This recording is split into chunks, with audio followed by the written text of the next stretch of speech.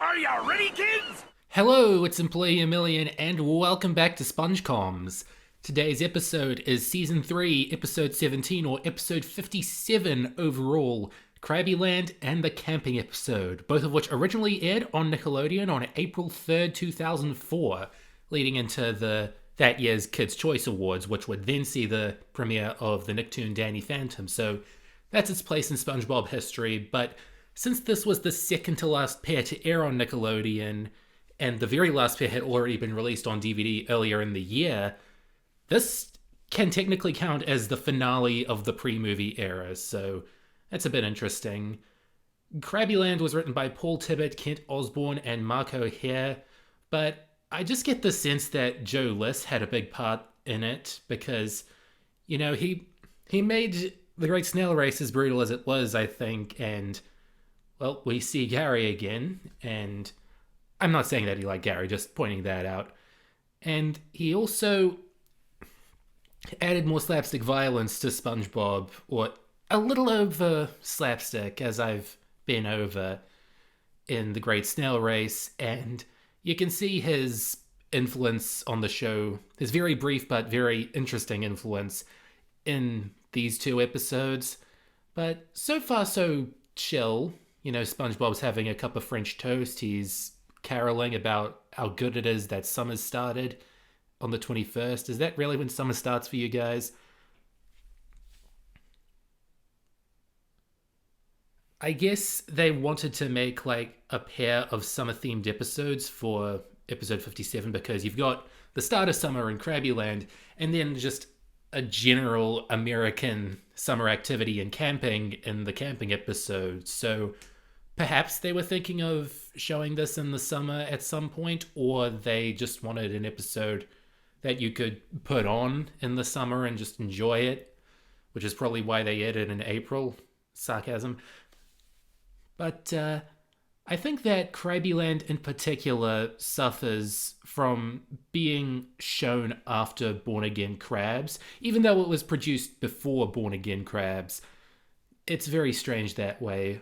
But the reason I say that is because that episode, which we covered a few weeks ago, was all about Mr. Krabs realizing, he's getting too cheap and turns over a new leaf, but that new leaf costs thousands of dollars, and then he sacrifices SpongeBob and comes to terms and apologizes for being too greedy this one time. But then we're back to gold cheapskate Mr. Krabs, and yeah, it's... SpongeBob isn't about character development, and you can always see these character resets, but this is a particularly notable case because Born Again Crabs feels like one of the last they would have and should have aired, and Krabbyland just feels like returning Mr. Krabs to his prior, goals. And it's not even like Born Again Crabs had that dramatic of an ending with him saying that he'll never be cheap again, but again, it's just sort of odd that they go back to this characterization right after. And I'm not saying that makes the episode bad. I do think that it's a pretty funny episode, and it's got some good things going for it, like a child version of the yellow background extra just popping up there. Oddly enough, my favorite moments in this episode are the weird little meta jokes SpongeBob makes about how these scenes are set up in the middle here. Like him noting that Mr. Krabs had to have been driving at the bottom of his boatmobile, and this little cut to him walking in the next morning where he seems to acknowledge that he simply did not exist to do anything meaningful between these two scenes. That's the horror of being a cartoon character. You're only useful when you're on screen. But this episode also has a little bit of satire going on in it. A lot of these pre-movie Krusty Krab episodes had some sort of satire most of the time. Like with Patty Hype, it's about thinking of new gimmicks. With Squad on Strike, it's about workers' rights. With Krabby Land, it's about attracting children to your restaurant, which a lot of companies do and are usually quite successful at it, even if you as an adult don't think they are. Kids will always be attracted to these places, and that has some negative consequences on the rest of their lives and their eating habits. But this episode isn't really about that because it isn't talking long term, but it's just about seeing how badly Mr. Krabs can screw this up, because look at this play area that he's created. I always love the cut to hose world in particular for some reason. It's just such an underwhelming. Like, are they meant to be monkey bars? What's going on there?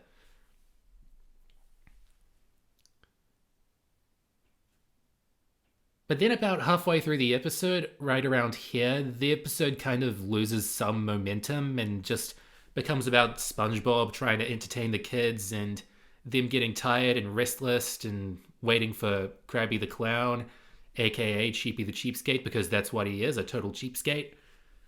And yeah, I've got very mixed feelings on this little bit of SpongeBob trying to keep the kids happy. And it isn't entirely because it just kind of stops the story. It's also because it's especially violent and brutal for a season 3 adventure. Like, the only other episodes I can compare this to are a few, like, small scenes in Pre-Hibernation Week or No Free Rides where SpongeBob's getting beaten up.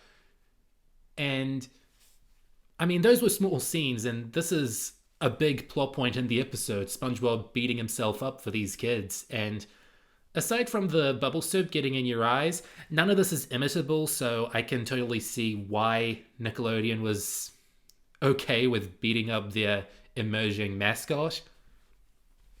And also these jokes of SpongeBob, blowing bubbles for the children, and they aren't really interested in it anymore. They want more action. They want to see more, crazy stuff in SpongeBob's adventures.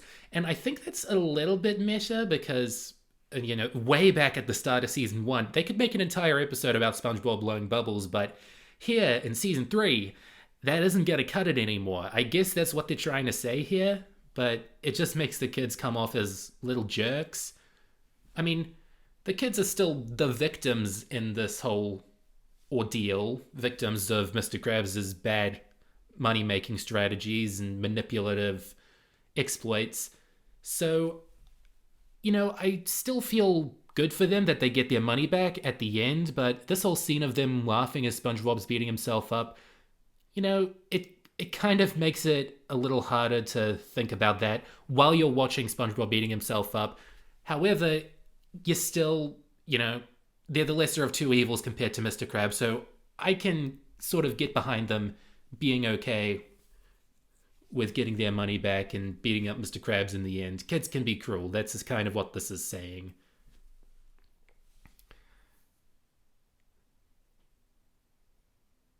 I mean, I also really do kind of like this little bit coming up with the big, tough 80s, muscle guys.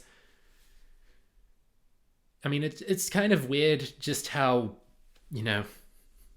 accepting they are that this random guy, this random sponge just comes up to him and says, beat me up. And then, the lima bean thing, that's a good reveal.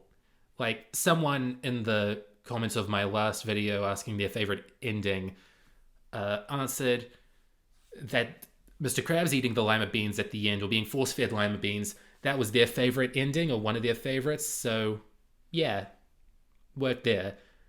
And, yeah, 2 episodes in a row where SpongeBob gets ripped in half. They were really starting to like seeing him get ripped in half, and yeah, this is a quite a violent sight for a pre-movie episode. SpongeBob with a little blood sore on his lower lip. But it's totally okay. He recovers pretty quickly.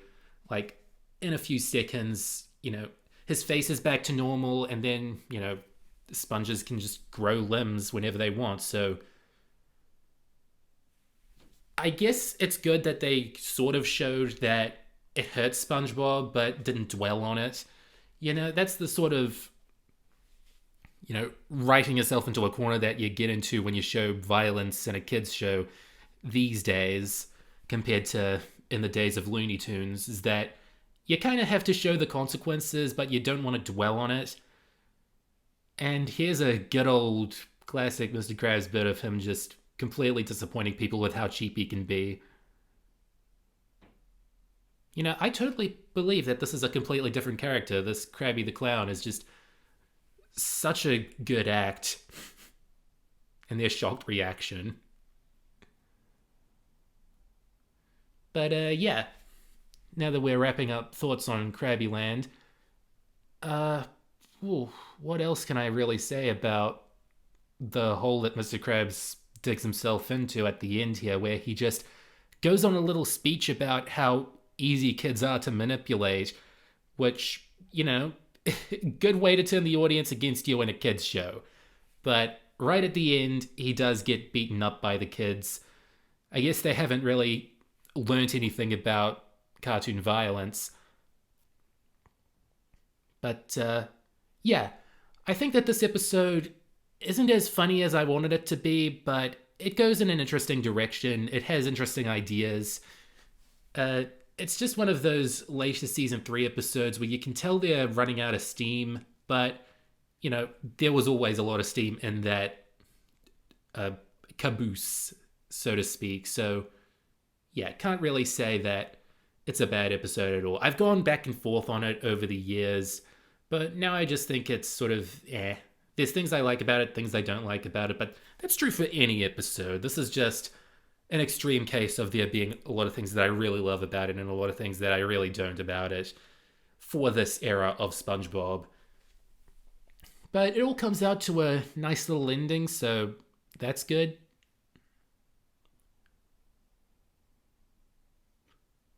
I never really had much of a problem with lima beans compared to other beans, so I can see this ending being a lot more, cathartic for other people.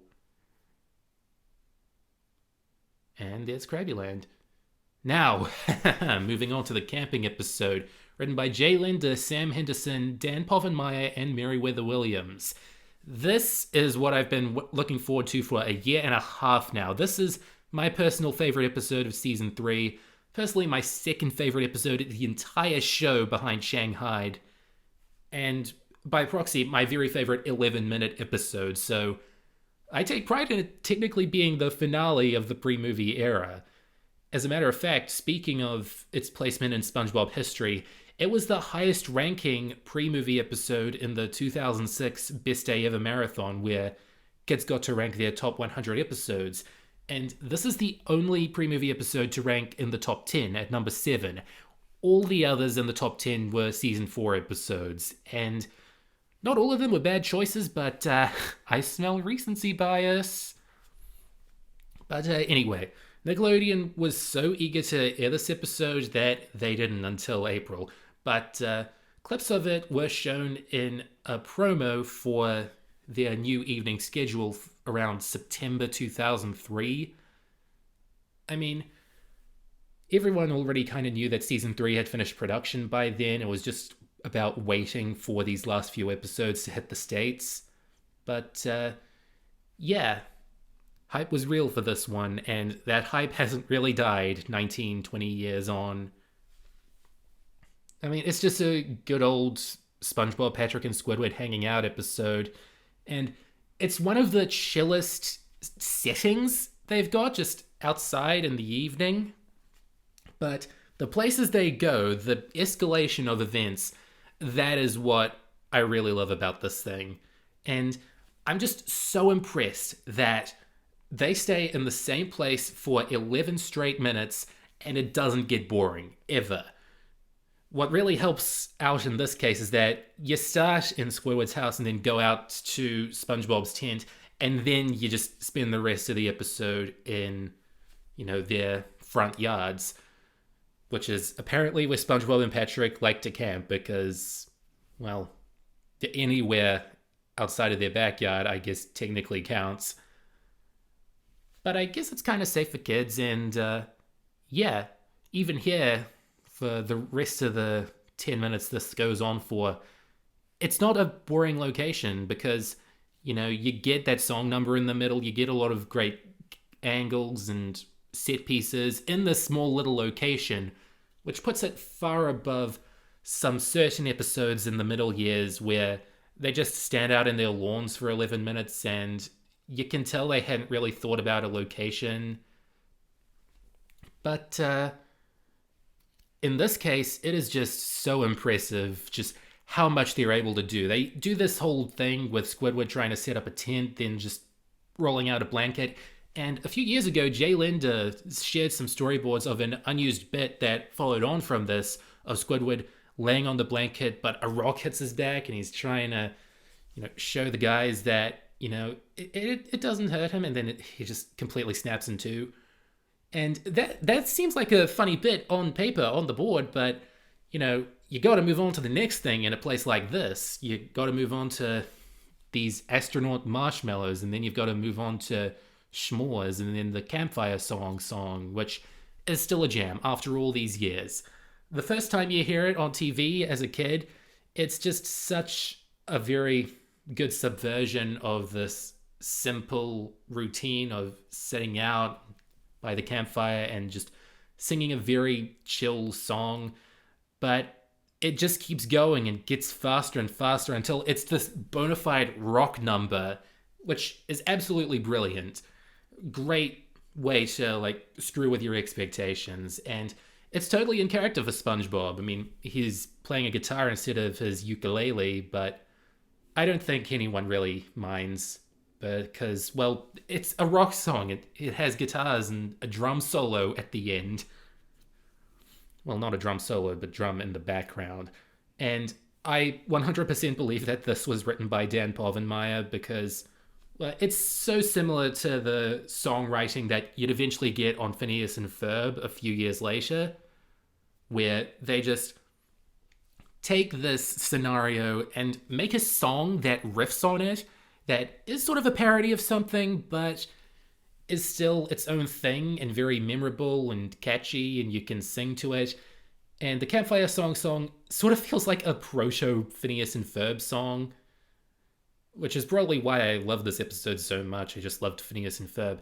And greater evidence to the fact that Dan Bobenmeyer wrote this thing is that it later featured in a Family Guy episode, Road to Rupert, where in a subplot of that episode where Meg's learning to drive, she just puts this episode on for Peter just to sort of temper him like a kid.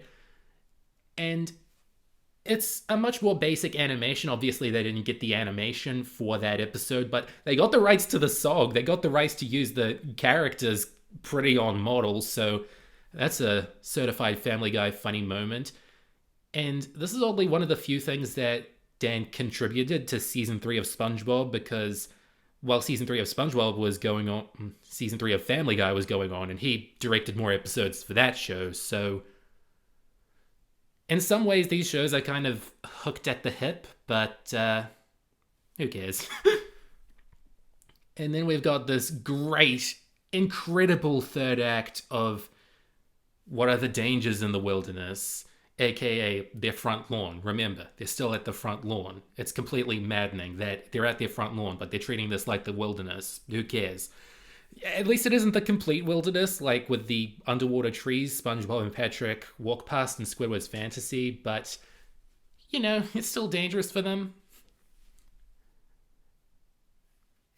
Gosh, I love the concept of a sea bear because, oh my gosh, these newspaper advertisements that they quickly whipped up of sea bears where they just put stock photos of bears in these sort of conspiracy magazines like Fake Science Monthly. God, it's just totally crack up. And then you see the sea bear at the end and it's a totally animated design. They didn't pull a Roger on us and cut to live action. But that makes it even funnier just how far off these conspiracy magazines are. Hopefully not saying that word too much got YouTube upset, but anyway, still, tons of great moments, like the super relatable thing of SpongeBob just going, I knew this guy, who knew this guy, who knew this guy, who knew this guy. God, that is a good little bit, because it doesn't outstay its welcome, and SpongeBob's voice isn't too annoying in it. And then it just crescendos into an absurd list of things that you shouldn't do around a sea bear, like flashlights are their natural prey. The way Patrick says that, oh my gosh. and just these absurd things that they think up. And gosh, when you finally see Squidward just using all of them, the reactions from SpongeBob and Patrick are completely priceless.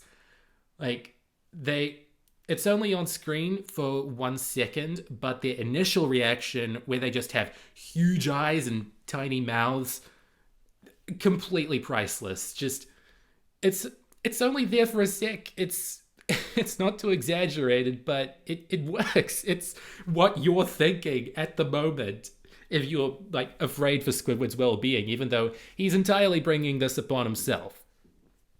Gosh, this is more of a like review than, me actually pointing out little facts and historical information about this episode, but camping episodes just get that good, man.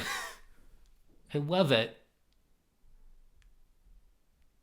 And again, this is a whole little bit of Squidward just completely bringing this upon himself. And, he's not taking safety seriously out in the wilderness. And even though this seems like something SpongeBob and Patrick would have made up, and that's why Squidward initially just wanted to prank them, well, most of this violence is off screen, but you just kind of get the brutality of it because, getting mauled by a bear, that could be deadly. Like, it's mostly deadly, but this is a cartoon, so of course Squidward survives, unfortunately, to suffer another day. And they just keep it going. Like, this is a pretty long gag of Squidward just running off screen or limping off screen eventually, and just, you don't see it, but, well, that's probably for the best. Like, they're so committed to this gag that the original title for this episode, while it was in the animation stage, was Squid Gets Mauled, which is such a good title for an episode, but I can get why they settled on the camping episode. It's a very sitcom-y title, just, that trend in the 90s where sitcom titles were so blunt and to the point. It was the toothpaste one or the airplane one. It fits into that mold, but it's easy to remember, and I'm not one who, thinks that the titles can be the best thing about SpongeBob, but you hear the camping episode and you think of this camping episode. And speaking of the camping episode, the title, that title card, absolutely impressive. I had no idea it was a painting as a kid. It was only until yesterday when I was rewatching this that I noticed that it was a painting and not just a live action stock footage they add. So, gosh, there is so much to love about this episode. It is one of my all-time favorite episodes of anything ever. And yeah, you can pack it all in 11 minutes. You don't need 2 seasons of a preschool spin-off, Nickelodeon. And that was Krabbyland and the camping episode. My question time last time was, what did you think was the funniest ending? And you gave me a lot of answers this go around. New Master says Sailor Mouth, and I'm not just saying that because it's my favorite episode. I truly can't think of another funnier ending. Sweet Dude says the one with the magic conch, I guess from Club SpongeBob, leaving Squidward completely defeated, lol. Comic Book Guy says Wishing You Well's Cooked Crabs ending, the Roller Coward's chaotic ending, and Krabbyland's Lima Beans ending. Rebel Friend says Krusty Krab training video, nothing comes close for you. Bryce Fawn says tie between Sailor Mouth and Can You Spare a Dime. Dashiell Rose 777 says, I think one of the funniest moments in this show is in Dungeons and Dragons, or Dunces and Dragons, where SpongeBob and Patrick fall through time back to their time, and Patrick lands on Squidward's ancestor. Super Seal says, I like the ending of Help Wanted. Balan Wonder Reviews says it's a tie between Dying for Pie and What's Eating Patrick. And Pizzaroli says, their favorite funniest endings are Life of Crime, Wishing You Well, I Had an Accident, and of course, Can You Spare a Dime ending, You Put the Dime in Me Pants. So, wow. Yeah, those are some incredible endings. Not one whiff of I had an accident, though. I feel like I'm in the minority now. So, question time for in 2 weeks is what's your favorite violent moment? Like, SpongeBob is a TVY7 show, so it can get away with some slapstick, but I'm looking for your favorite moments that can be like very Looney Tunes and how gritty they can be, borderline PG stuff. It's not everyone's favorite thing about SpongeBob, but I think in cases like the camping episode, it can be done absolutely well. And in 2 weeks, you're going to hear me talk about mysteries with lost name tags and obscure relatives in Missing Identity and Plankton's Army. Goodbye for now.